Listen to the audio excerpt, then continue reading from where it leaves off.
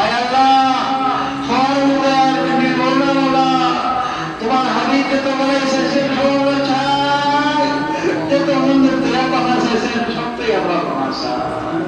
আয় আল্লাহ পরওয়ারদিগার আলম মাওলায়ে কারীম, আমরা যারা জামিয়ার মেহনত করতেছি, খাস করে আমার জয়সাব, তিনি সর্বস্ব বিলীন করে দিয়েছেন, নিজের সবকিছু সম্পদ আরাম আয় সব বিলীন করে দিয়েছেন।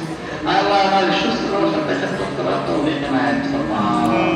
আয় আল্লাহ বহুত আসক্তায় কেরাম মেহনত করতেছেন, দিনের কি জরুরত আছে তারা দুনিয়া পেশ করতেছেন না, তোমার কাছে দয়া আছে, তুমি মেহনতের খাতিরে আয় আল্লাহ অনেক সময় দেখা যায় তাদের এই দয়ার জরুরত তুমি পুরা করে দিছো। এইভাবেই আসলে কেরামের মেহনত তুমি কবুল